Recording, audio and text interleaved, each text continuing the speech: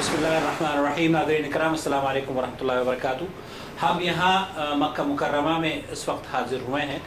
जद्दा से तकरीबन कमोबेश 70-80 किलोमीटर का सफ़र हमने यहाँ अख़वान के साथ किया है और अल्लाह गवाह है कि इस सफ़र का मकसद आप तक उस हकीकत को पहुँचाना है जिसे हमें पता चला और हमें बड़ी मसरत हुई कि एक वो आदमी, उस मज़हब से ताल्लुक़ रखने वाली शख्सियत जिसे आप हिंदुस्तान की गलियों में, सड़कों पे, जिस मज़हब के उलमा आप नंगे बरहना घूमते हुए देखते हैं,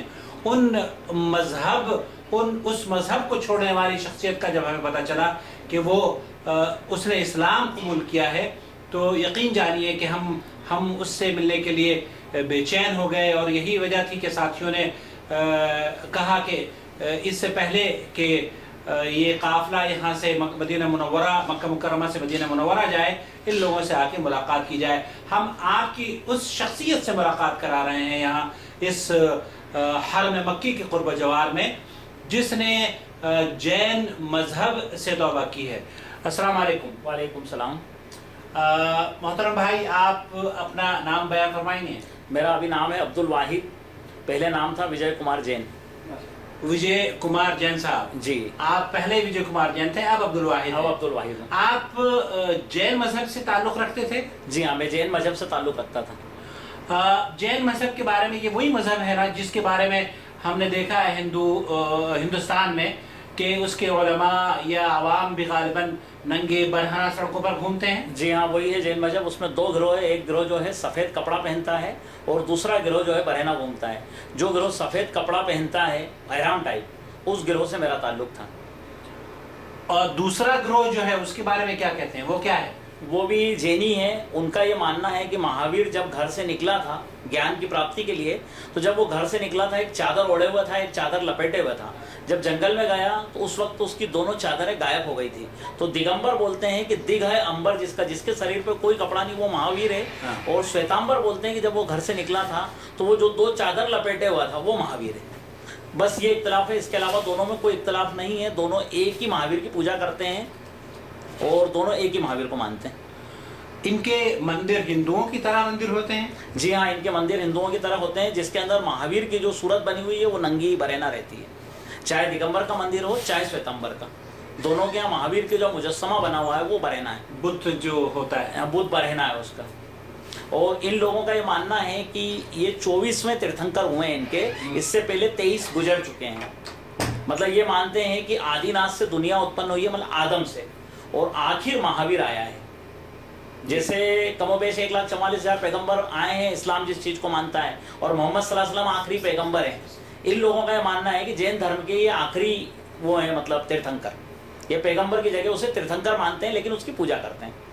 ये मज़हब क्या हिंदू मज़हब की एक शाख है या एक? नहीं, ये हिंदू मज़हब से अलग है। जैसे हिंदुस्तान में हिंदू, मुस्लिम, सिख, ईसाई, जैन, पारसी ये मज़हब ज़्यादातर पाए जाते हैं, उसमें जैन एक मज़हब अलग से।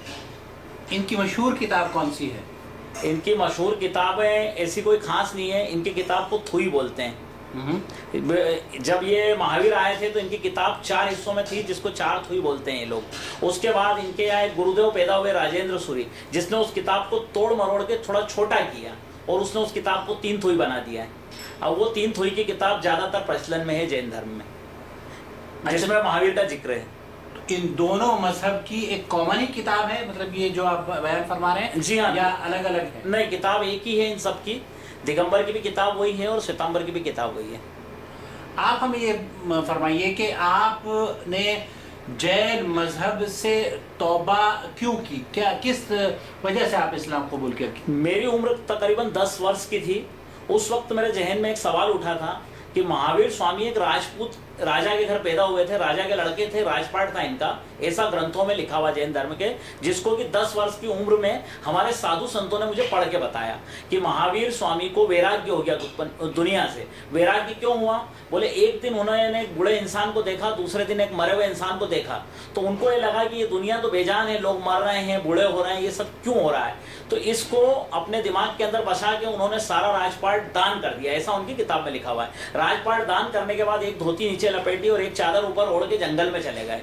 जिस वक्त वो जंगल में जा रहे थे उस वक्त एक पंडित कोई रह गया था जिसे इनसे दान नहीं मिल पाया, तो उसकी बीवी ने उससे बोला कि तुम बड़ा बदनसीब हो कि आज वो जो महावीर है वो सारा राजपाट दान करके गया, तुम्हें कुछ भी नहीं मिला। तो ये उसके पीछे पीछे चला कि उसकी चादर उसके आगे आगे चला और उसके कांटे वगैरह उठाने लगा। तो उसने एक चादर इसको निकाल के दे दी कि शायद इस लालच में आया। वो चादर इससे चोरों ने छीन ली, ऐसा इनके ग्रंथों में लिखा हुआ है। तो वो जब उसने सोचा कि अब मैं इसके पीछे पीछे चलूंगा और इसकी दूसरी चादर उड़ेगी तो मैं लेके भाग जाऊंगा, और वही हुआ, उसकी दूसरी चादर उड़ गई और वो लेके भाग गया। तो जब वो जंगल में पहुंचता है महावीर और वहां पर जब वो तपस्या करता है, तो मैंने मेरे वालिद से सवाल किया कि अगर वो ईश्वर होते तो उन्होंने जंगल में जाके किसी की उपासना क्यों की, मेरा पहला सवाल। दूसरा सवाल, उपासना की, फिर उन्हें ज्ञान की प्राप्ति हुई, उन्होंने अच्छाई का उपदेश दिया, बुराई से रोका, तो वो ईश्वर नहीं हो सकते। उन्होंने जिस ईश्वर की उपासना की, जिस ईश्वर ने उन्हें ज्ञान की प्राप्ति दी, अच्छाई का उपदेश दिया और बुराई से उन्होंने रोका, मुझे उस ईश्वर की तलाश है, वो ईश्वर कौन सा है। मेरे वालिद ने 10 साल के बच्चा था मैं, उस वक्त मेरी उस बात को दबा दिया, कहा हमें महावीर की पूजा करना है, उसके जरिए हम वहां तक पहुंच जाएंगे। मैं चुप हो गया। उसके बाद मेरी उम्र तकरीबन 19 साल हुई।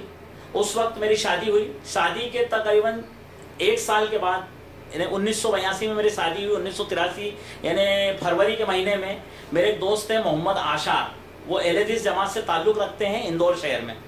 उन्हें मैंने प्रसाद दिया महावीर का। वो कहने लगे भाई मैं एक खुदा को मानता हूँ, उसके अलावा किसी गैर अल्लाह का चढ़ा हुआ प्रसाद नहीं खाता हूँ। मैंने उनसे कहा कि आपका एक खुदा है तो क्या हुआ, मेरे भी एक ही गुरुदेव है जिनका प्रसाद मैं आपको दे रहा हूँ। उन्होंने कहा तुम्हारे गुरुदेव इंसानों में से हैं, और तुम्हारे गुरुदेव और दुनिया के जितने भी गुरुदेव हैं, दुनिया के जितने भी पीरो पैगंबर हैं, दुनिया के जितने भी महान लोग हैं, वो सारे के सारे उस खुदा की परस्तिश करके जन्नत में जाएंगे जिस खुदा की परस्तिश मैं करता हूँ। मैं उस खुदा के अलावा किसी का चढ़ावा नहीं खाता हूँ। उस वक्त मेरे जहन में वो 10 साल वाला सवाल फिर जागृत हुआ। मैंने उनसे पूछा वो खुदा कौन सा है, मुझे उस खुदा की बरसों से तलाश है। उन्होंने मुझे मस्जिद आने की दावत दी। उस वक्त मैं मुसलमानों का विरोधी था, शिवसेना में काम करता था। चूंकि मुझे ये डर था कि ये मुसलमान है, कहीं ऐसा ना हो मुझे मस्जिद में ले जाके मार डाले या कुछ कर डाले, तो पहले तो मैंने उसे मना कर दिया कि मैं नहीं आ रहा हूँ। 1-2 बार उसने फिर मुझसे जिद की कि आप एक बार चल के देखिए। जब मस्जिद में लेके गए वहां पर उन्होंने फिर मुझे खुदा का परिचय करवाया कि ईश्वर इस प्रकार से वो निराकार है, जिसको आज तक किसी ने नहीं देखा, जिसका कोई रंग रूप कोई आकार नहीं है, जिसकी कि मुझे तलाश थी। वो तकरीबन उन्होंने मेरे ऊपर 6 महीने तक मेहनत की और अल्हम्दुलिल्लाह 6 माह के बाद मुझे इस्लाम समझ में आ गया। मैंने इस्लाम धर्म कबूल किया। उस वक्त मस्जिद में तकरीबन 12 लोग एहलेदीस थे पूरे इंदौर शहर में, जहाँ की आबादी आज 40 लाख है। उन्होंने 12 लोगों ने मिलके सारा इस्लाम मुझे समझाया। 6 माह में कई सवाल और जवाब उनसे मेरे हुए। उन सवाल और जवाब में उन्होंने मुझे सारे जवाब देके मुझे मुतमईन किया। मुतमईन होने के बाद मैंने इस्लाम का जब ऐलान किया तो मुझे मस्जिद से मशवरा करके रोका गया कि चूंकि बरेलवी भी हमारे दुश्मन है, देवबंदी भी हमारे दुश्मन है, हम 8 लोग एहलेदीस हैं सिर्फ, अगर आप अभी ऐलान करोगे तो कोई भी ऊंच नीच हो जाएगी और आप बर्दाश्त ना कर पाओगे, इसलिए आप कुछ समय चुपचाप रहकर नमाज पढ़ो, रोजे रखो, ये सब करो। अल्हम्दुलिल्लाह रमजान का महीना चालू होने वाला था, उसके 8 दिन पहले मैंने 82 के एंड में इस्लाम कबूल किया और मैंने नमाज चालू कर दी, रोजे रखना चालू कर दिए। ये सब होते होते 1 साल गुजर गया। 1 साल गुजरने के बाद, इसके बीच में मेरी वाइफ ने भी 6 महीने के बाद इस्लाम कबूल कर लिया था। 1 साल गुजरने के बाद मेरे घर वालों ने मुझसे कहा कि तू मुसलमानों के साथ रहता है, क्या मुसलमान बन गया? तो मैंने कहा हाँ, वो तो मैं साल भर पहले बन गया था। उन्होंने कहा कि तू तो नमाज पढ़ता है, तो मैंने बोला हाँ, वो तो मैं साल भर पहले पढ़ता था। उन्होंने कहा तू रोजे रखता है, मैंने कहा वो तो मैं साल भर से रखता आ रहा हूँ। इस बात पर वो घर वाले नाराज हुए और मुझे घर से निकाल दिया। घर से निकाला तो बोले हम तुम्हें फूटी कोड़ी भी नहीं देंगे। मैंने कहा मुझे कोई चीज की जरूरत नहीं है, अल्लाह है वो मुझे सब कुछ कर देगा। उस तरीके से उन्होंने मुझे घर से निकाल दिया। और उस वक्त मेरा एक बेटा मतलब पैदा नहीं हुआ था, समझ लो कि होने वाला था। इस अंदाज में हम दोनों मियाँ बीवी घर से निकल गए। अब जब हम घर से निकलते हैं, मुसलमानों के बीच में आते हैं, उस वक्त एक मुस्लिम दोस्त ने 100 रुपये उधार दिए, उससे हमने जैसे तैसे अपना थोड़ा थोड़ा कामकाज चालू किया और जिंदगी गुजारना चालू करी। लेकिन वो पैसे ज़्यादा दिन चल नहीं पाए। तकरीबन 2 माह के बाद वो पैसे भी मेरे पास खत्म हो गए। इसके बाद में मेरी ज़िंदगी में जैसे तैसे चलाने लगा। उसके करीब 6 माह के बाद वापस रमज़ान का महीना आया। उस वक्त मेरी हालत थी कि कभी मेरे घर में खाना होता था, कभी नहीं होता था। पानी पी लिया, रोजा रख लिया, सुबह सेहरी करना है कोई दिक्कत नहीं है कोई बात नहीं, रात को इफ्तार करना है पानी से कर लिया। उस वक्त मेरे ऊपर अल्लाह की आजमाइश आई, ऐसी आजमाइश कि जो मस्जिद के अहले हदीस लोग थे वो सारे के सारे मुझसे कहने लगे कि तूने पिछले साल मस्जिद में रोजे खोले, इस साल तू मस्जिद क्यों नहीं आ रहा है। मैंने उनसे बोलना उचित नहीं समझा, इसलिए कि मैं नहीं बताना चाहता था मेरी हालत क्या है। तो उन लोगों ने मुझ पे इल्जाम लगाया कि ये तो मुसलमान नहीं रहा है, मुनाफिक हो गया है, मुशरिक हो गया है, इस्लाम से निकल गया है। मैंने उसकी कोई परवाह नहीं की, क्योंकि मुझे इसका बदल अल्लाह से लेना था और मैं ये अच्छी तरह समझता था कि अल्लाह रब्बुल इज़्ज़त की तरफ से मेरी आजमाइश है। वो रमज़ान का महीना चल रहा है और 25वें रोज़े का दिन है। उस दिन हम दोनों मियाँ बीवी घर में बैठ के रो रहे हैं कि हमारा एक छोटा सा बच्चा है 6 माह का, सारे लोग ईद के रोज़ नए कपड़े पहनेंगे, ईद का त्यौहार मनाएंगे। हमारी इतनी ताकत भी नहीं है कि हम बच्चे के लिए 25-50 रुपए के कपड़े ला के पहना सकें। 25वें रोजे के दिन मैं सुबह फजर की नमाज पढ़ने गया। 24वें रोजे को हम लोगों ने बातचीत की, 25वें रोजे को मैं सुबह फजर की नमाज पढ़ने गया। उस वक्त एक आदमी मेरे घर आया जो सफ़ेद कपड़े में सफ़ेद दाढ़ी में था, मेरी बीवी के बयान के मुताबिक। उन्होंने आके पूछा, दरवाज़ा बजाया, अब्दुल वाहिद कहाँ है। मेरी बीवी ने बोला नमाज पढ़ने के लिए गए हैं। उन्होंने कहा कि ये 500 रुपये रखो, वो आए तो उसे दे देना, वो समझ लेगा। मेरी उससे बात हुई थी, मेरी बीवी ने लेके रख लिए। मैं सुबह मस्जिद से जब घर आया फजर पढ़ के, मेरी बीवी ने मुझे माजरा सुनाया पूरा। मैंने कहा कि ऐसे शख्स को तो मैं जानता भी नहीं हूँ, कौन है ये। फिर हमने उसका 3 दिन तक इंतजार किया कि कभी कोई गलती से अपने घर दे गया हो तो हमें उसका पैसा लौटाना है, लेकिन 3 दिन तक वो शख्स नहीं आया। मैंने मेरी बीवी से कहा कि इसमें से 50 रुपए के अपन बच्चे के लिए कपड़े खरीदते हैं, 100 रुपए का अपन सामान लाते हैं त्यौहार मनाने के हिसाब से, और ईद के बाद फिर अल्लाह है, जो भी होगा देखा जाएगा। हमने इस तरीके से ईद मनाई। ईद के दूसरे दिन से मैंने लेडीज जो एयरिंग टॉप्स क्लिप वगैरह पहनती है वो 350 रुपए के होलसेल में खरीदे, 50 पैसे, 60 पैसे, 70 पैसे के आइटम, और एक छोटी सी हाथ में पटिया लेके उस पटिये के ऊपर सारा ढेर लगाया और उसको 1 रुपया लाट बेचना चालू किया। अल्हम्दुलिल्लाह शाम को मेरे पास 500 रुपए वापस हो चुके थे। उस वक्त मेरे अंदर इतनी हिम्मत आ गई थी कि वो शख्स अगर 500 रुपए लेने आएगा तो हम दे देंगे, हमें कोई प्रॉब्लम नहीं। अल्हम्दुलिल्लाह वो अल्लाह की आजमाइश थी जिसमें मैं खड़ा रहा। अल्लाह रब्बुल इज़्ज़त ने शायद वो मेरे लिए मदद भेजी थी। उस 500 रुपए से मेरी ज़िंदगी की शुरुआत हुई है। आज अल्हम्दुलिल्लाह इंदौर शहर के अंदर मेरा बंगला है, गाड़ी है, सब कुछ है मेरे पास। मैं हज कर चुका हूँ, उम्रा कर चुका हूँ, मेरे घर के सारे बच्चे हज कर चुके हैं अल्हम्दुलिल्लाह। इससे आप लोग समझ गए होंगे कि अल्लाह रब्बुल इज़्ज़त ने मुझे कितनी दौलत उसके बाद दी है। ये शुरुआत वहाँ से हुई। मैंने कई बिजनेस किए, कई उतार चढ़ाव देखे, और अल्हम्दुलिल्लाह अल्लाह रब्बुल इज़्ज़त ने मुझे इस मंजिल तक, यहाँ तक पहुँचाया अल्हम्दुलिल्लाह। आप मेरा ये कहना है, जो लोग सुन रहे हैं उन लोगों को ये कहना है कि अगर कोई आदमी मुसलमान होता है तो उसे ये सोच लेना चाहिए कि अल्लाह की आजमाइश जरूर ब जरूर मेरे ऊपर आएगी और मुझे उस आजमाइश में खरा उतरना है। अगर मैं खरा नहीं उतरूंगा तो फिर मामले नहीं बनेंगे, और खरा अगर आदमी उतरेगा तो अल्हम्दुलिल्लाह आज मुझे देख लीजिए जो हालत मेरी है, अल्लाह रब्बुल इज़्ज़त हर मुसलमान की वो हालत बनाएगा। अल्हम्दुलिल्लाह आज मैं ज़कात भी देता हूँ, सदका खैरात सब कुछ करता हूँ, यानी अल्लाह रब्बुल इज़्ज़त ने मुझे इतना दिया है। उस वक्त मेरी ये सोच थी कि अल्लाह ताला तू मेरा हाथ यूं मत होने दे, सिर्फ यूं रहने दे, नहीं तो मैं मुसलमानों को बताता भाई कि मेरे घर में खाने को नहीं है, इसलिए मैं रोजा खोलने नहीं आ रहा हूँ। क्योंकि अगर मैं मस्जिद में रोजा खोलने आऊंगा तो मैंने एक हदीस सुनी थी कि जो तू खाए तेरी बीवी को खिला, जो तू पहने तेरी बीवी को पहना। तो मेरी इतनी ताकत भी नहीं थी कि मैं 1 रुपए का तरबूज खरीद के लाऊं और उसका एक टुकड़ा मेरी बीवी को दे दूं। क्योंकि अगर मैं मस्जिद रोजा इफ्तार करने जाऊंगा तो कम से कम मुझे एक खजूर या एक तरबूज का टुकड़ा उठा के खाना पड़ेगा, और अगर वो मैंने खा लिया और मेरी बीवी को नहीं खिला पाया तो फिर मामला बिल्कुल धिरम भिरम हो जाएगा मेरा। इस वजह से मैं मस्जिद नहीं आया, लेकिन ये मैंने उन लोगों को नहीं बताया। अल्हम्दुलिल्लाह। आप ये फरमाइए, आपने अभी दौरान गुफ्तगू ये जिक्र किया है कि आप शिवसेना में रहे जी, और फिर आप मुसलमानों के खिलाफ कुछ किसी षड्यंत्र रचते थे। अच्छा जी, बहरहाल वो शिवसेना का मामला है, वो सियासी जो गुफ्तगू है। हाँ। अल्लाह ताला हिंदुस्तान की ज़मीन पर अमन व सलामती को कायम रखे, बेशक, बेशक, और बेशक। चाहे वो शिवसेना हो या कोई और दूसरी तंजीम हो, अल्लाह ताला हमारे अपने इस मुल्क को जो शांति और अमन व सलामती दुनिया में चाहता है उसमें हमेशा ऐसी तंजीमों की शर से महफूज रखे। बेशक बेशक। हमें ये बताइए आप कि जब आप जैन मजहब से ताल्लुक़ रखते थे तो मुसलमानों के बारे में क्या सोचते थे? मुसलमानों के इस्लाम के बारे में क्या सोचते थे? मुसलमानों के बारे में मेरा तासुरात ये था उस वक्त कि मुसलमान शब्द से मुझे नफरत थी। अगर कोई मेरे सामने अल्लाह शब्द बोलता था तो मैं उसे गाली बक के भगा देता था। मतलब मुझे सख्त नफरत दिलाई गई थी, क्योंकि जिस वक्त मैं शिवसेना के बैनर तले काम करता था, शिवसेना के बैनर तले हमें सिखाया गया था कि मुसलमानों ने हमारे बादशाहों को मारा काटा और हमारे सारे राजपाट छीने और हम पे हुकूमतें करी, ये हमें वहां पर पढ़ाया गया था। जबकि एक्चुअल ये नहीं है। जब बाद में मैंने ओरिजिनल इतिहास देखा तो ऐसा कुछ भी नहीं है।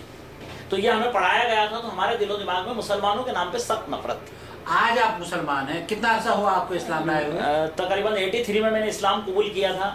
अल्हम्दुलिल्लाह आज मुझे 28-29 साल हो गए। इस 28 साल के अरसे में इस्लाम ने या मुसलमानों ने हिंदू मजहब के बारे में कोई इस तरह की तालीम आपको दी है कि आप उनसे दुश्मनी रखें, उनको अजियत पहुंचाएं या उनको नुकसान पहुंचाने की कोशिश करें? कभी नहीं दी है। और यहाँ तक कि मेरे जो गैर मुस्लिम दोस्तों से मेरी बातचीत होती है, वो कहते हैं कि इस्लाम तलवार के बल पे फैला, तो मैं उनसे बोलता हूँ कि अगर इस्लाम तलवार के बल पे फैला होता तो आज मुझ जैसा आदमी मुसलमान क्यों होता? मेरे सामने ना तो कोई तलवार लेके आया, ना कोई बर्छा, ना कोई भाला। मुझे सिर्फ इस्लाम लोगों ने समझाया, मैंने इस्लाम कबूल किया है और इस्लाम फैला है अखलाक, अमन, अखलाक की बुनियाद पर, अमन की बुनियाद पे इस्लाम फैला, न कि तलवार की बुनियाद पे। अगर तलवार की बुनियाद पे ही इस्लाम फैलना होता तो 800 साल मुसलमानों ने हुकूमत की है हिंदुस्तान पे। मैं समझता हूँ एक भी हिंदू बचना नहीं था। क्यों बचे इतने सारे हिंदू? सही बात। क्योंकि तलवार थी ही नहीं वहां पर। मुसलमान के पास तलवार है ही नहीं। तलवार है सिर्फ एक, अखलाक की तलवार। अखलाक से वो इस्लाम मेरे सामने पेश किया जिसकी कि मुझे तलाश थी, और अल्लाह रब्बुल इज्जत ने वो इस्लाम मुझे दिया, मैंने कबूल किया। आज का जो माहौल है, मुसलमानों को टेररिस्ट या दहशतगर्द बावर कराने की कोशिश की जा रही है। आप क्या समझते हैं, क्या इस्लाम या मुसलमान दहशतगर्द होता है? किसी कीमत पे नहीं हो सकता मुसलमान दहशतगर्द। मैं समझता हूँ कि हिंदुस्तान में जितने भी मामलात हो रहे हैं ये सारे यही लोग कर रहे हैं और मुसलमानों को बदनाम कर रहे हैं। आप ये फरमाइए कि जब आपने इस्लाम कबूल किया जी, आपने ये फरमाया कि अहले हदीसों के साथ आपने इस्लाम कबूल जी किया। हाँ। गैर अहले हदीसों से आपका राब्ता या वास्ता नहीं पड़ा? नहीं, अल्हम्दुलिल्लाह वास्ता पड़ा है। मेरे 3 बेटे हैं माशाल्लाह, तीनों की शादी मैंने 3 जमात के लोगों में की है। पहले बेटे की बीवी लाया हूँ जमात इस्लामी वालों के घर से। अल्हम्दुलिल्लाह आज उनके मेरे बेहतरीन ताल्लुकात हैं और वो लोग कहते हैं तुम सही दीन पे हो और तुम पक्के हो, हम थोड़े से कमज़ोर हैं। दूसरी बेटी जो मैं लाया हूँ अल्हम्दुलिल्लाह वो बरेलवियों के घराने से लाया हूँ, और ऐसे बरेलवी हैं कि उनके घरों में ही दरगाहें बनी हुई हैं। माशाअल्लाह, अल्लाह का एहसान है, आज वो लोग उन दरगाहों को छोड़ने के लिए तैयार हैं और नमाज से लग चुके हैं और तमाम बुराइयों को वो आज मेरे पास आके मसले पूछते हैं और मुझसे कहते हैं कि ये सारी चीज़ें गलत है जो हम करते थे। और एक बेटी अल्हम्दुलिल्लाह मेरी जो आई है वो तबलीगी जमात वालों के घराने से आई है, और अल्हम्दुलिल्लाह वो भी आज एलएदी से 3 बेटियां मेरे घर में। अल्हम्दुलिल्लाह, अल्लाह ताला उनको मुबारक करे। यहाँ इससे रिलेटेड मैं एक सवाल करना चाहूँगा जी। जब आप अपने बच्चों की शादी कर रहे थे, हाँ। तो क्या आपको अहले हदीस मुआशरे में कोई लड़की नज़र नहीं आ रही थी? अहले हदीस माशरे में लड़कियां तो थी, लेकिन मेरी ये सोच थी कि मैं नए घर से लड़की लाऊंगा और अल्हम्दुलिल्लाह उसको अहले हदीस बनाऊंगा, क्योंकि जैसे मैं मुसलमान हुआ हूँ, मैंने मेरी बीवी को मुसलमान बनाया है, तो इस तरीके से हम लोगों की ये मुहिम भी है इंदौर में अल्हम्दुलिल्लाह, और आज कई लोग तौहीद पर आ रहे हैं इस जमात के जरिए अल्हम्दुलिल्लाह। इंदौर के अंदर अब क्या सूरत हाल है? पहले आपने बताया कि 12-15 आदमी थे, 8 लोग थे, और आज अल्हम्दुलिल्लाह 8000 से ज़्यादा लोग हैं। और अल्हम्दुलिल्लाह इंदौर के अंदर 3 मस्जिदें हैं, 2 मस्जिदें हमारी बनने वाली है, 3 बन चुकी है, 3 में नमाजें हो रही है और 2 मस्जिदें और बनने की तैयारी पे है। अल्हम्दुलिल्लाह एक मस्जिद की ज़मीन हम और ख़रीद चुके हैं, अल्लाह का एहसान है। इन मुसलमानों से, नाम निहाद मुसलमानों से जिनके बारे में आपने फरमाया कि वो उनके घरों में दरगाहें या कब्रें बनी हुई हैं जी, कभी कुछ गुफ्तगू होती है, कुछ बहस व मुबाहिसा? बहुत गुफ्तगू होती है, बहुत बहस व मुबाहिसे होते हैं। मेरा एक दोस्त था, बरेलवी ख्यालात का था, उससे मेरी अच्छी दोस्ती थी। आज भी अल्हम्दुलिल्लाह मेरे सारे जमात के दोस्त हैं, सभी से अच्छी दोस्ती है। तो उसने मुझे अपने पीर के पास लेके गया और मुझसे कहा कि हमारे पीर साहब हैं, इनसे मुलाकात करो। हमने उनके पीर साहब से मुलाकात करी, सब उनके हाथ पकड़ के हाथ चूम रहे थे, हमने अपना हाथ दिया, हाथ मिलाया। उसके बाद में उन्होंने कहा कि भाई ये हमारे पीर साहब ऐसा वैसा, तुम इनके मुरीद बन जाओ। मैंने बोला भाई मैं जैन यानी बनिया था, जैन का मतलब व्यापारी होता है, बनियों का मतलब व्यापारी होता है। मैं व्यापारी हूँ, जिस चीज़ में फ़ायदा होता है उसको लेता हूँ, जिसमें घाटा होता है उसे छोड़ देता हूँ। इस्लाम में फ़ायदा था, अल्हम्दुलिल्लाह मैंने इस्लाम कबूल कर लिया और कुफ्र में घाटा था, इसलिए मैंने कुफ्र छोड़ दिया। अब अगर आपके पीर साहब के मुरीद बनने में अगर कोई फायदा हो, नालछा एक शहर है, मतलब इंदौर से करीब 60 किलोमीटर, वहाँ एक दरगाह बनी हुई है और वहीं पर उनके पीर थे और वहीं वो मुझे लेके गए थे। तो मैंने बोला इनका मुरीद बनने में अगर कोई फायदा है तो मैं इसको कबूल करने के लिए तैयार हूँ। तो उन्होंने कहा कि कयामत के दिन जब जर्रे जर्रे का आलम होगा तो आपको पीर साहब का झंडा मिलेगा। उन पीर साहब ने मुझसे कहा मेरा झंडा मिलेगा। और दूसरी चीज मैं तुम्हारी अल्लाह से वो करवाऊंगा, सिफारिश करवाऊंगा। तो मैंने उनसे बोला कि मैंने एक छोटी सी हदीस पढ़ी है जिसमें अल्लाह के नबी सल्लल्लाहु अलैहि वसल्लम जो सिफारिश करवाएंगे ये मुझे मालूम है। उसके बाद वो अपनी बेटी से कहते हैं बेटी तू दुनिया में जो चाहे मुझसे तलब कर ले, आखिरत में मैं तेरे काम ना आऊंगा। तो नाउज़ बिल्लाह मिन जालिम, मैंने कहा आपकी ये बात तो मुझे झूठ लग रही है कि आप मेरी सिफारिश करेंगे। अल्लाह के नबी उस शख्स की सिफारिश करेंगे जिसकी अल्लाह करवाएगा, जिसकी अल्लाह करवाएगा, लेकिन उसकी नहीं कि जिसकी अल्लाह के नबी चाहेंगे वो नहीं होगी। जिसकी अल्लाह करवाएगा वो करेंगे, उसके अलावा नहीं होगी। पहली चीज तो तुम्हारी झूठ साबित हो रही। दूसरा तुम बता रहे हो कि उस दिन तुम्हारे झंडे के नीचे मुझे जगह मिलेगी। तो कयामत के दिन जर्रे जर्रे का आलम होगा, हर आदमी अपने पसीने में गोता लगा रहा होगा। अल्लाह नहीं करे अगर मैं मेरे गुनाहों की वजह से घुटने तक पसीने में हूँ और पीर साहब को ढूंढने जाऊंगा तो मैं तो पूरा पसीने में डूब जाऊंगा। 1,44,000 कमोबेश पैगंबर और तुम्हारे जैसे पीर करोड़ों की तादाद में, तो उस पीर का झंडा मैं ढूंढने कहाँ जाऊंगा? तो फिर ऐसे झंडे की तो मुझे भाई आवश्यकता नहीं है। तो उस शख्स ने मुझे जवाब दिया कि तुम कुएं में से निकले और खाई में गिरे हो। इस्लाम जो है कुआ, हिंदू मजहब जो तुम जैन मजहब में थे वो कुआ था और तुम जिन लोगों के पल्ले पड़ो अहले हदीसों के वो खाई है। उससे भी ज्यादा खतरनाक काम किया और उसने मुझे वहां से भगा दिया। मैं पूरी रात रोड पे बैठा रहा और सुबह एक बस पकड़ के इंदौर आया। आप अहले हदीसों को तो लोगों ने इस तरह से समझा, आप क्या समझते हैं अहले हदीसों के बारे में? अहले हदीस के पास सिर्फ कुरान हदीस है, उसके अलावा कोई चीज नहीं है। वो अहले हदीस का ये कहना है, जैसे मेरा भी ये कहना है और अहले हदीस का भी यही मैं मानता हूँ कि दुनिया में सब आदरणीय और पूजनीय सिर्फ एक अल्लाह की जात।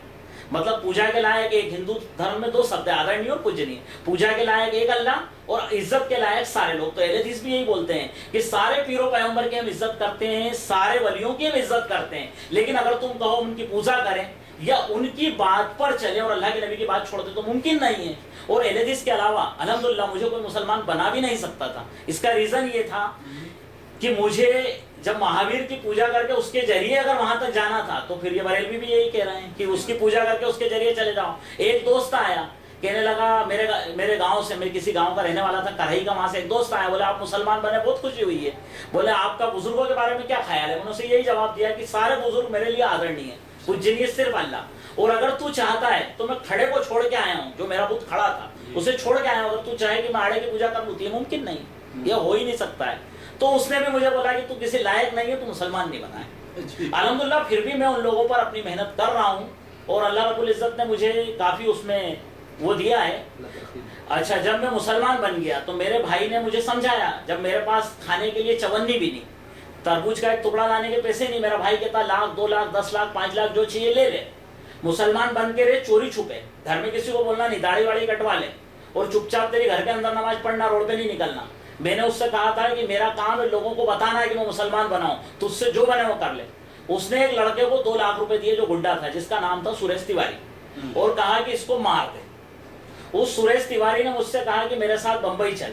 वो एक अजीबोगरीब वाकया हुआ है जो मैं आपके सामने बयान करना चाह रहा हूँ। उसने मुझसे कहा मेरे साथ बंबई चल। मैंने कहा चलो। हम लोग बंबई गए, हमें एक कारखाना ढूंढना था। मैं दिन में 5 टाइम नमाज पढ़ता था।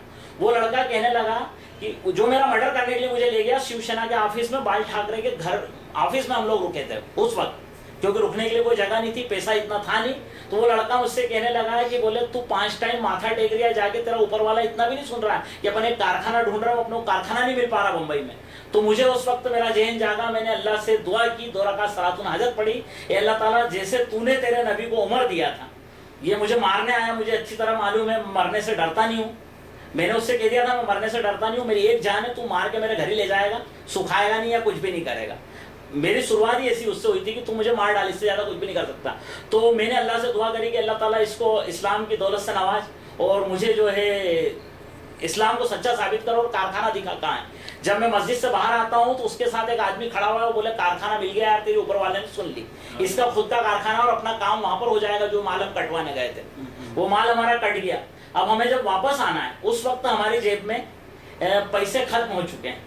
अब पैसे इतने भी नहीं कि हम इंदौर का किराया लगा के आ सकते। तो वो लड़का कहता है तू यार वही वाला काम कर जो तूने उस वक्त किया था। मैं फिर मस्जिद के अंदर जाता हूँ, 2 रकात सलातुल नाज पढ़ के अल्लाह से दुआ मांगता हूँ, अल्लाह ताला कोई रास्ता बना इंदौर जाने का। उसके साथ एक मुस्लिम आदमी खड़ा जिसका नाम था गुलाम हुसैन। वो कहने लगा अपना साधन बन गया, ये बकरे की ट्रक चलाते हैं इंदौर से बंबई, ये अपनों को फ्री में ले जाएंगे, रास्ते में खाना भी खिलाएंगे। उस लड़के ने कहा, सुरेश तिवारी ने, वो उसका दोस्त था, वो दारू पीता था जो गुलाम हुसैन था। इसने मुझे गाड़ी में बैठने के बाद बोला कि ये दारू पिए बगैर खाना नहीं खाता है, तेरी शर्म के मारे दारू नहीं पी रहा। तो मैंने कहा इसके अंदर मेरी शर्म बाकी रहने दे, दारू मत पीने दे इसको। अल्हम्दुलिल्लाह आज वो गुलाम हुसैन मोहम्मद हुसैन बन चुका और कट्टर एलएदी से। और वो जो सुरेश तिवारी था इंदौर आके बोलता, भाई मैं नमाज पढ़ने चलूंगा तेरे साथ मस्जिद, और तेरे भाई ने मुझे 2 लाख रुपए दिए थे तेरा मर्डर करने के लिए। अब इस इंदौर के अंदर अगर तुझे कोई उंगली लगाएगा तो उसका हाथ में काट के फेंक दूंगा। तो अल्हम्दुलिल्लाह अल्लाह रब्बुल इज्जत ने उस वक्त मेरी मदद की थी। ये वाकया मैं इसलिए बयान करना चाहता था कि इससे आदमी इबरत लेके अल्लाह ताला से आज भी जो चाहो वो मांग सकते और अल्लाह रब्बुल इज्जत को देने पर कादिर। जो लोगों का कहना है कि उस वक्त तो सहाबा कराम ने हर चीज अल्लाह से मांगी और अल्लाह ने दी, तो हमें क्यों नहीं मिलती, तो ऐसा कुछ भी नहीं है, क्योंकि आज हमारा मांगने का तरीका बिगड़ चुका और हम तौहीद से हट चुके हैं, इसलिए अल्लाह रब्बुल इज्जत नहीं दे रहा। अगर हम तौहीद पे रहें और अल्लाह से मांगे तो अल्लाह उसी अंदाज में आज भी देने पर कादिर है। आप जब जैन मजहब में थे जी, तो आपके 2 साहबाब भी होंगे। जी हाँ, आपने उनको दावत देने की कोशिश की? जी हाँ, काफी कोशिश रहा, कुछ कोशिश की काफी। कुछ लोगों ने सही भी माना, लेकिन बस वही दुनिया का डर, बोले हम कबूल नहीं कर सकते हैं, हम दुनिया से डरते हैं। आपके वालिदैन में से या और रिश्तेदारों में से कोई आदमी इस्लाम किसी ने कबूल किया? अभी तक तो रिश्तेदारों में से किसी ने इस्लाम कबूल नहीं किया है। देवबंदी और बरेलवी काफ़ी लोग मेरे हाथों एलएदीस हुए हैं अल्हम्दुलिल्लाह, जिन्होंने सही दीन को समझा है और सही दीन पे आए हैं। और ये तो हमारे वो जो 4 दोस्त हम जो साथ में हुए थे, और एक सुरेश तिवारी हुआ था बाद में, और ये होने के बाद थोड़ी सी अभी उसमें गड़बड़ है, लेकिन अल्हम्दुलिल्लाह तौहीद है उसके अंदर में। आपकी अहलिया भी आपने बताया कि आपके साथ ही मुसलमान हुई? जी, मेरे मुसलमान होने के करीब 4 या 5 माह के बाद वो मुसलमान हुई। मैं मुसलमान हो गया, मैंने उसको इस्लाम समझाया, उसको दीनी लिटरेचर दिए और उसको बोला कि भाई ये सच्चा दीन है, अगर तू कबूल कर ले तो ठीक। उस वक्त मेरे परिवार के लोग और मेरे ससुराल के लोगों ने मेरी वाइफ को बोला कि तू हमारे साथ रहे, इसको छोड़ दे, हम तुझे ज़िंदगी भर रखेंगे, ये करेंगे वो करेंगे। तो मेरी वाइफ ने मेरे ससुराल वालों से ये कहा कि तुमने मेरी शादी करके मुझे विदा कर दिया है, अब मेरी अर्थी ही उस घर से आएगी, वो मुसलमान बने या कुछ भी बने, मैं उनके साथ ही रहूंगी। और अल्हम्दुलिल्लाह वो जब गैर मुस्लिम थी और मेरे साथ घर से निकली तो भी उसने मेरा साथ दिया। तो मैंने भी उससे एक वादा किया था कि मैं पूरी ज़िंदगी दूसरा निकाह नहीं करूँगा, बस एक शर्त है कि जब तक तुम इस्लाम कबूल नहीं करोगी समझ के, तब तक मैं तुम्हें हाथ नहीं लगा सकता हूँ, क्योंकि अब तुम मेरे लिए हराम हो चुकी हो। तो अल्हम्दुलिल्लाह करीब 3 से 4 महीने लगे, मैंने उनको इस्लामी लिटरेचर दिए और बहुत समझाया। 4 महीने के बाद उन्होंने रमज़ान से पहले इस्लाम कबूल कर लिया और उनका कबूल इस्लाम भी बड़ा अजीब व गरीब रहा। रमज़ान चालू होने वाले थे, वही रमज़ान जिसका मैंने आगे जिक्र किया था कि 25वें रोजे के दिन जो मेरे साथ हालात बने, तो वो रमज़ान चालू होने वाले थे। मैंने मेरी बीवी से कहा कि मैं बड़ा बदनसीब हूँ कि मेरे घर में रहमत के फरिश्ते नहीं आएंगे। कहने लगी क्यों नहीं आएंगे? मैंने कहा जिस घर में तस्वीर होती है वहाँ रहमत के फरिश्ते नहीं आते हैं। तो जब मैं रात को घर पहुँचा तो सारी तस्वीरों को और जैन धर्म की सारी किताबों को आग लगा रही थी और कहने लगी ला इलाहा इल्लल्लाह मोहम्मद रसूलुल्लाह। इस अंदाज में अल्हम्दुलिल्लाह उसने भी इस्लाम कबूल किया। उनके घर में किसी का इस्लाम की तरफ रुझान? इस्लाम की तरफ रुझान तो नहीं है, लेकिन उनके घर के लोग जो हैं कम्युनिस्ट टाइप के हैं, किसी धर्म को मानते नहीं हैं। अब उनकी वालदा के ऊपर मेहनत चल रही है, अल्हम्दुलिल्लाह उनकी वालदा मेरे घर में ही रहती है, तो मुझे उम्मीद है कि यहाँ से जाने के बाद शायद वो कलमा पढ़ लें इंशाअल्लाह। और क्या दुश्वारियाँ पेश आई आपको इस्लाम लाने के बाद? इस्लाम लाने के बाद दुश्वारियाँ तो ये पेश आई, फिर उसके बाद जो मेरे परिवार वालों ने जैन धर्म के कुछ जो साधु महात्मा होते हैं उन्हें बुलाया और उनसे मेरी बातचीत करवाई कि अगर तूने इस्लाम कबूल किया और इस्लाम सच्चा है तो हमारे महाराज साहब के सामने साबित कर। तो मैंने कहा ठीक है बुलवा लीजिए, मैं उनके सामने साबित करूँगा। तो उनसे मेरे कुछ चंद मुनाजरे हुए थे जो मैं आपके सामने पेश करना चाह रहा हूँ। वो इस अंदाज में हुए कि उन्होंने कहा, जो महावीर स्वामी के जो साधु संत थे उनमें से एक विचक्षण श्री जी महाराज साहब थे, उनसे जब मेरी बहस हुई तो उन्होंने बोला कि आप लोग गोश्त खाते हो, ये सबसे गलत काम करते हो, किसी जीव की हिंसा करते हो, और हमारे धर्म का जो मकसद है अहिंसा परमो धर्म, किसी जीव की हिंसा नहीं करना, और बोले आप लोग जीव हिंसा करते हो। तो मैंने कहा जीव हिंसा तो सभी करते हैं, एक जानदार को मारे बगैर दूसरा जानदार इस दुनिया में जी ही नहीं सकता। ये सिस्टम है प्रकृति का, जो खुदा ने इस दुनिया को बनाया उस प्रकृति का ये सिस्टम है। चाहे सब्जी ले लो, चाहे फल ले लो, चाहे फ्रूट ले लो, सभी जानदार है, बगैर जानदार को मारे दूसरा जानदार जिंदा नहीं रह सकता। तो उन्होंने मुझसे कहा कि कैसे? तो मैंने उन्हें जवाब दिया कि आप सबसे बड़ा आइडियल किसे मानते हो दुनिया में जो अहिंसा का सबसे बड़ा पुजारी है? वो कहने लगी महावीर को, जो उनका भगवान है। मैंने कहा महावीर ने अपनी जिंदगी में कितने साल गुजारे? तकरीबन 40 साल, 50 साल, 60 साल। तो मैंने उनसे साइंस के अंदाज में बात की कि महावीर स्वामी ने 60 साल में रोड पे चले होंगे, चलने में जाने कितने जीव उनके पैरों के नीचे मरे होंगे, वो बोले होंगे तो उनकी सांस से जो एयर निकली होगी उससे जाने कितने जीव मरे होंगे, उन्होंने पानी पिया होगा उसके अंदर जाने कितने बैक्टीरिया उन्होंने खाए होंगे। मैंने जो आदमी गोश्त नहीं खाता वो 250 ग्राम गोश्त एक साल में खा लेता है, ये मेरा मानना है और ये साइंस का मानना है, मेरा भी नहीं। तो उन्होंने कहा, मैंने जब उनको ये बताया किस तरीके से खाया। दूसरी चीज, मेरा महावीर स्वामी के आप बताते हो 3 बच्चे पैदा हुए, कम से कम वो 3 बार अपनी बीवी के पास गए होंगे, उसमें भी उन्होंने कितनी जाने जाया करी, एक बार में लाखों करोड़ों जाने जाया करी, जो कि आप, मैंने कहा आप अगर साइंस पढ़ी हुई हो तो आप साइंस के अंदर सूक्ष्मदर्शी से देख लीजिए कि कितनी जाने पानी में पी रहे हैं, दही में, दूध में। मैंने, आप दूध पीते हो, आप एक तरफ कहते हो कि हम जीव हिंसा नहीं करते हैं, जबकि आप दूध पी रहे हो तो दूध जो है खून से बन रहा है, तो हमारे यहाँ तो खून हराम है लेकिन दूध जायज है, तो तुम तो खून ही पी रहे हो ना मेरे हिसाब से। इस तरीके से जब उनकी मेरी बातचीत हुई तो वो कहने लगी तुम्हारे तर्क बहुत मजबूत है। मैंने कहा ये तर्क नहीं है, मैं हकीकत बयान कर रहा हूँ।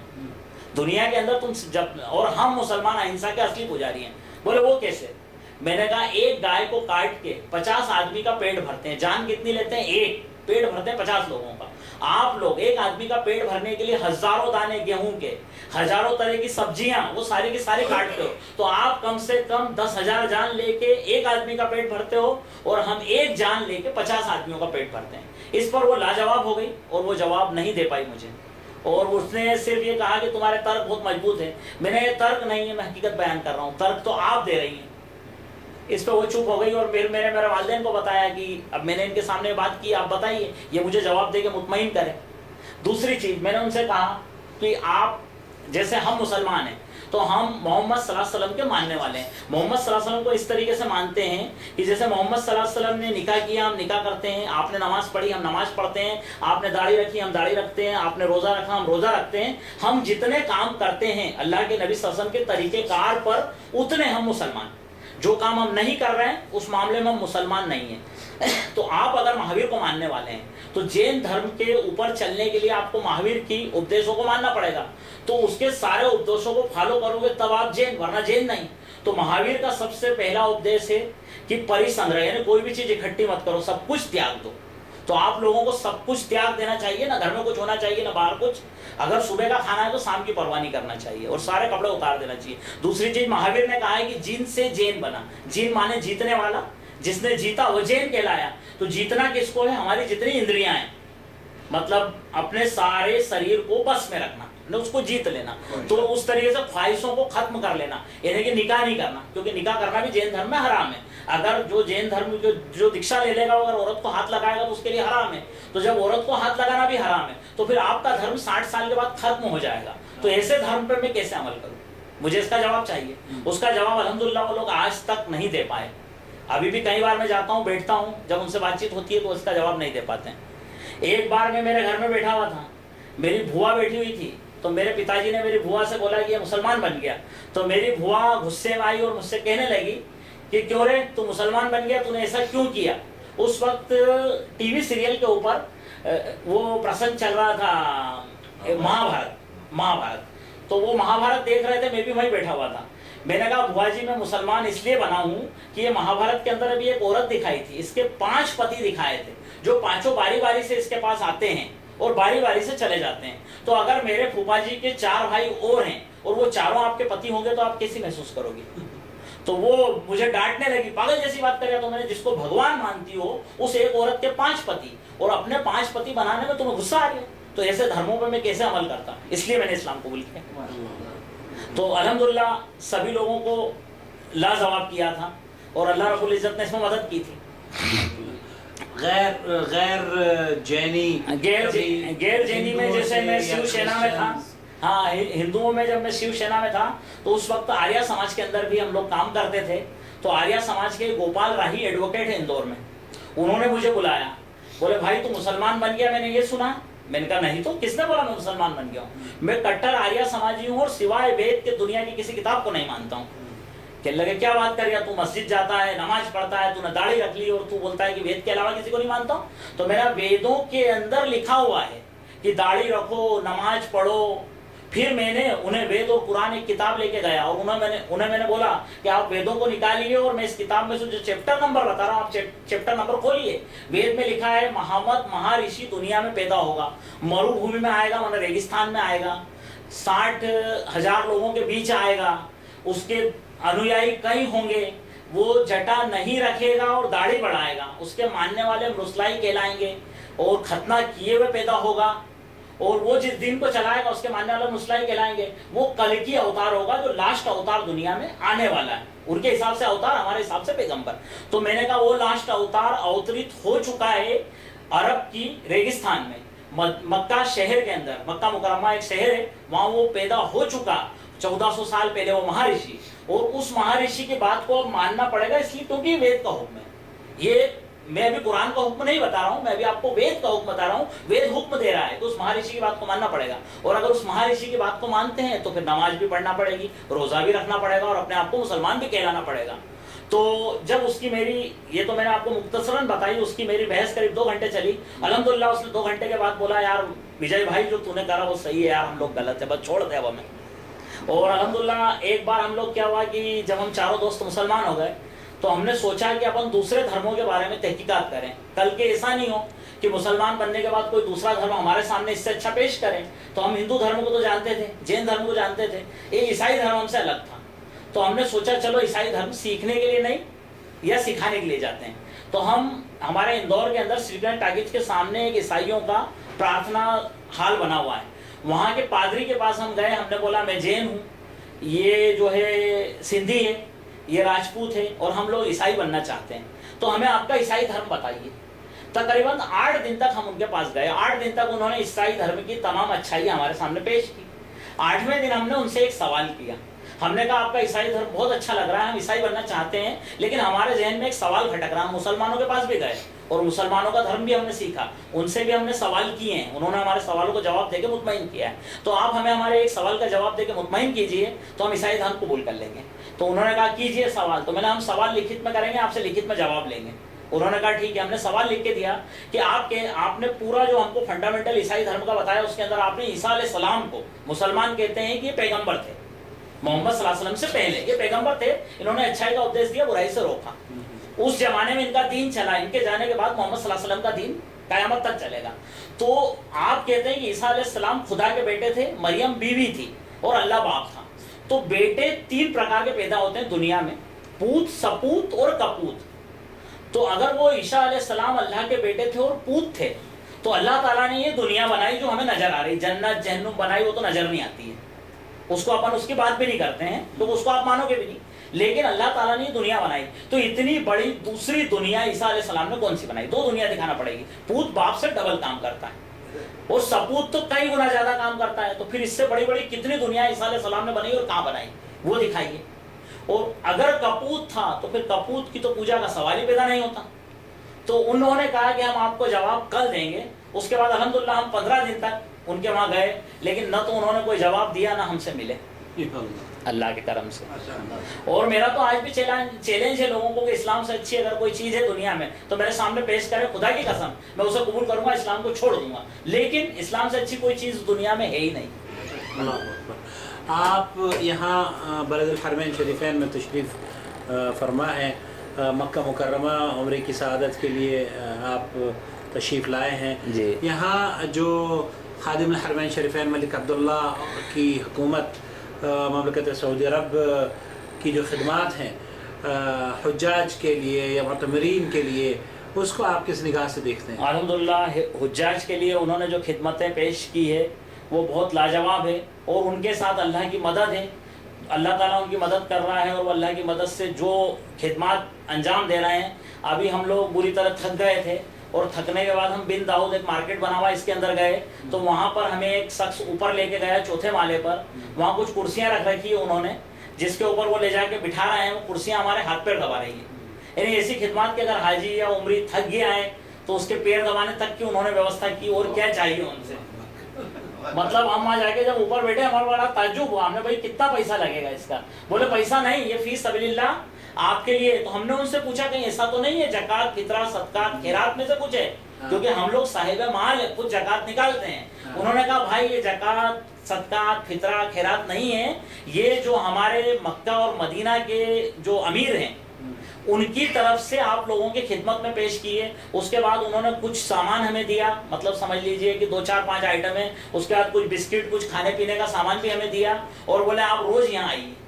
तो ये खिदमत कोई कम नहीं है। इसके अलावा ये हजारों लीटर जो जमजम निकल रहा है, फिर उसको बाटलों में भर के पिलाना, जो हरमैन के अंदर इतनी लेटरिन बाथरूम में बनी है जिनकी सफाई करवाना, इतने सफाई कर्मी लगे हुए हैं, हुज्जाज के लिए आने जाने की इतनी व्यवस्थाएं उन्होंने लगा रखी है। मीना, मुजदलिफा, अराफात में जो व्यवस्था करते हैं अल्हम्दुलिल्लाह बहुत सराहनीय है उनकी सारी व्यवस्थाएं।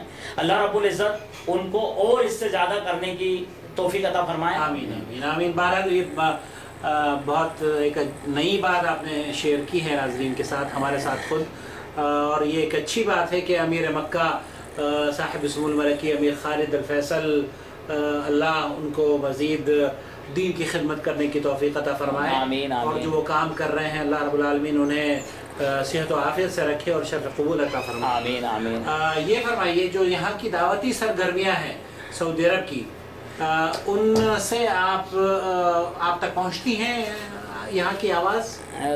दावती सरगर्मी की आवाज़ हमारे पास इसके ज़रिए पहुँचती है। ये जो सेंटर बना हुआ है जद्दा के अंदर और रियाद के अंदर, वहाँ से पहुँचती है बराबर। वहाँ से हमारे पास कैसेटें आती है, सीडियाँ आती है, जिनको कि हम लोगों को बताते हैं। जैसे आप समझ लीजिए कि करीब 20 साल पहले मेरे पास ऑडियो सीडियाँ आई थी सऊदी अरब से, मेराज रब्बानी साहब की और भी दूसरे साहिबान की।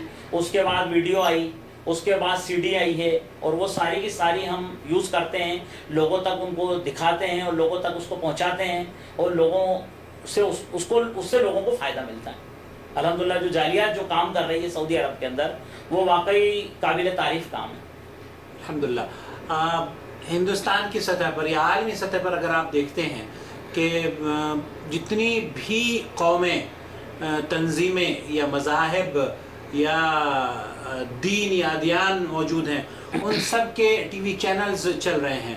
आप अहले हदीस हैं, अहले हदीसों की टीवी चैनल्स की ज़रूरत आप महसूस करते हैं? बहुत ज़्यादा महसूस करते हैं। हमारे वहाँ तो अहले हदीस की तो ठीक है, पीस टीवी भी नहीं चलने देते हैं, क्योंकि हमारा जो शहर है इंदौर, वो बरेलवियों का गढ़ है। वहाँ पर बरेलवियों की अक्सरियत है और उन्होंने पीस टीवी तक नहीं चलने दिए। ये हालत है। पीस टीवी तो दूर की चीज़ है। एक जगह हमने अभी मस्जिद बनाई तो उन्होंने मस्जिद तक तोड़वा दी थी। बहुत झगड़े हुए उसके लिए, और अल्हम्दुलिल्लाह अब कोशिश चल रही है कि वापस उसको हम चालू करेंगे। तो हम तो क्या, वहाँ देवबंदी भी परेशान है, मतलब इंदौर शहर में जहाँ पर मैं रहता हूँ। और मेरा ये मानना है कि टीवी की तो सख्त ज़रूरत है, क्योंकि आज का जो माहौल है और आज के जो माहौल में हर आदमी अपने दीन की दावत और तबलीग जिस अंदाज में कर रहा है, उस अंदाज में टीवी, कंप्यूटर, ये जो जदीद तकनीक से जो जराए बने, इस जरायों से हमें भी दावत तबलीग का काम करना चाहिए। और इसके लिए अगर कोई चैनल चालू होती है तो हिंदुस्तान के अंदर, बल्कि इंदौर शहर में, मेरा आप लोगों के साथ भरपूर ताउन रहेगा इंशाअल्लाह इंशाअल्लाह। आप ये फरमाइए कि यहाँ की एक तो दावती सरगर्मियाँ हैं और एक हिंदुस्तान की दावती सरगर्मियाँ हैं। आप 20-25 साल से इस्लाम और मुसलमानों के दरमियान रह रहे हैं। इन दोनों को अगर आप कंपेयर करें तो हिंदुस्तान की जो दावती एक्टिविटीज़ हैं उसको किस निगाह से देखते हैं? दावती एक्टिविटीज़ तो यहाँ की ज़्यादा अच्छी है। हिंदुस्तान की भले ही कमज़ोर है, लेकिन हिंदुस्तान में दावत व तबलीग का जो हम लोग काम कर रहे हैं, वहाँ हमें आपसे ज़्यादा परेशानियों का सामना करना पड़ता है। उसका कारण क्या, वहाँ हमें सबसे लड़ना है। बरेलियों से लड़ना है, देवबंदियों से लड़ना है, हिंदुओं से लड़ना है, जैनियों से लड़ना है, सिखों से लड़ना है, ईसाइयों से लड़ना है। यहाँ अल्हम्दुलिल्लाह आप लोगों को कम से कम ये तकलीफ नहीं आती है, क्योंकि यहाँ सारे के सारे लोग अल्हम्दुलिल्लाह तौहीद परस्त हैं। इसलिए आपको दावत व तबलीग के काम में, तौहीद के काम में कोई रोकने वाला नहीं है। हमारे वहाँ रोकने वाले ज़्यादा हैं, काम करने वाले कम हैं। आप लोग हमारे लिए दुआ करें कि अल्लाह रब्बुल इज़्ज़त हमारे उस मैदान को आसान करें हमारे लिए। और दावत व तबलीग का जो हम लोग काम कर रहे हैं, अल्हम्दुलिल्लाह 8 से 800 हुए और अल्लाह से 8000 हुए, और अल्लाह से दुआ करता हूँ कि पूरा इंदौर शहर जो है तो तौहीद परस्त हो जाए और सही दीन पे आ जाए और कुरान हदीस पे चलने वाला बन जाए। सही मतलब सही तरीके से कुरान हदीस पे चलने वाला बन जाए। बस अल्लाह से मेरी यही दुआएं हैं। आपके बच्चों का क्या रुझान है, उनका क्या, वो आपसे आपके साथ दावती सरगर्मियों में मसरूफ़ रहते हैं? अल्हम्दुलिल्लाह मेरे बच्चे भी दावत का काम भी करते हैं। अल्हम्दुलिल्लाह 2 बच्चे मेरे साथ बिजनेस में लगे हुए हैं। बिजनेस के अलावा हम लोग दावत का काम करते हैं, क्योंकि हमारा बिजनेस कंस्ट्रक्शन का है सुबह घंटे 2 घंटे, शाम को घंटे 2 घंटे काम करते हैं और बाकी का जो हमारा वक्त रहता है मस्जिद में और लोगों से मिलने जुलने में और दावत तबलीग के काम में लगाते हैं। अल्हम्दुलिल्लाह दोनों बच्चे भी दावत तबलीग के काम में लगे हैं। और मेरा जो बड़ा बेटा पैदा हुआ था वो इस्लाम से पहले पैदा हुआ था। उस वक्त मैंने अल्लाह से अहद किया था कि अल्लाह रब्बुल इज़्ज़त इसको तेरी राह में कबूल कर ले, और अल्लाह रब्बुल इज़्ज़त ने शायद मेरी उस दुआ को कबूल कर लिया था और मेरे बेटे को अल्लाह रब्बुल इज़्ज़त ने उसकी राह में कबूल कर लिया। मैंने उसको मालेगांव के अंदर 10 साल जामिया मोहम्मदिया मंसूरा में पढ़ाया, आलिम व फाजिल बनाया। और फिर मैं 2006 में यहाँ हज करने के लिए आया। उस वक्त मदीना मुनव्वरा में जामिया इस्लामिया में गया। वहाँ जाकर मैंने मेरे बेटे के कागज़ दिखाए उन लोगों को और कोशिश की, और अल्हम्दुलिल्लाह अल्लाह रब्बुल इज़्ज़त ने उसका दाखिला जामिया इस्लामिया में करवा दिया। आज उसका 4था साल है अल्हम्दुलिल्लाह, यहाँ जामिया इस्लामिया से वो कंप्लीट हो रहा है पढ़ के, और अब हिंदुस्तान जाके दावत व तबलीग का काम कर रहा है। तो मेरे लिए सबसे बड़ी खुशी की बात है कि मैंने अल्लाह रब्बुल इज़्ज़त से एक दुआ मांगी थी कि रब्बुल इज़्ज़त मेरे एक बेटे को तेरी राह में पूरी तरह कबूल कर ले, और अल्लाह रब्बुल इज़्ज़त ने उसको पूरी तरह अपनी राह में कबूल कर लिया। अल्लाह कबूल। तो मेरे 3 बेटे हैं अल्हम्दुलिल्लाह, और तीनों ही इस काम में लगे हुए हैं माशाल्लाह। आप और कोई बात हमारे नाज़रीन के साथ शेयर करना चाहेंगे जो बयान करना चाहते हों आप और उम्मत के लिए उसमें फ़ायदा हो? बस मैं यही कहना चाहता हूँ कि आप लोग अल्लाह से हमारे लिए दुआ करें कि जो हमारा मैदान है उसके अंदर हमारे मुखालफिन को अल्लाह रब्बुल इज़्ज़त पस्त करे और हमें गालिब करे, और हमें दावत व तबलीग का काम सही अंदाज में करने की तौफीक अता फरमाए। आमीन आमीन, जज़ाकल्लाह खैर। नाज़रीन कराम, ये थे हमारे भाई अब्दुल वाहिद जिन्होंने जैन मज़हब से इस्लाम कबूल किया।